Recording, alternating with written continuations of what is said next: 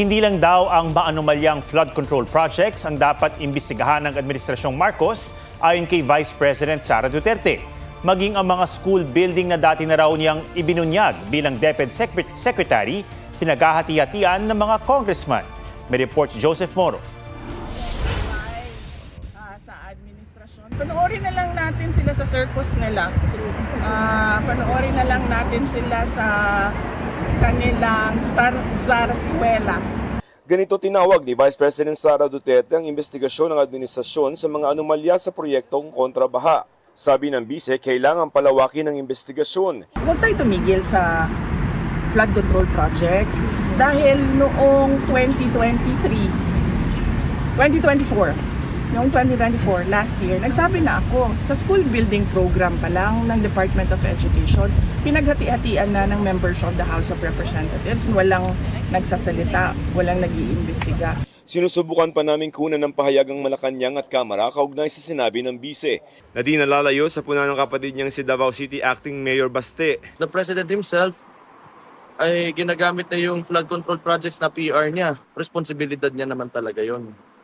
Dapat, in the first place, he did not allow it to happen. Kung sinasabi niya po na ito'y PR stunt, manood na lamang po siya.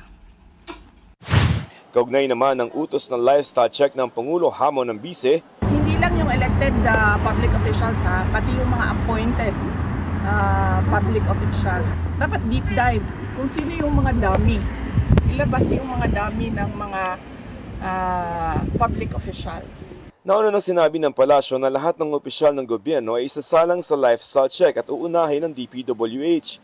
Si DPWH Secretary Manuel Bonoan handang buksan ang kanyang salin. If there's going to be a formal lifestyle check that will be carried on, I think public document naman to eh. At mga luxury vehicles, mga ganyan.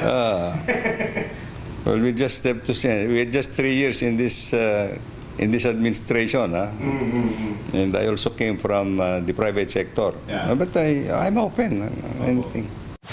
Ayon kay Secretary Bonoan, nagbuo siya ng isang anti-corruption task force para doon magsumbong ang publiko sa mga maanumalyang proyekto ng DPWH. Ayon sa palasyo, pwede magsagawa ng lifestyle check ang DPWH, PIR at ang Ombudsman. Pero noong 2020, naglabas si dating Ombudsman Samuel Martires ng memorandum na nagsasabing hindi po pwede maglabas ng salin kung walang pahintulot ng may-ari nito. At pwede lamang magsagawa ang Ombudsman ng lifestyle check kung may verified complaint at ebidensya laban sa taga-gobyerno na dapat isumite ng isang complainant para pag-aralan ng Ombudsman.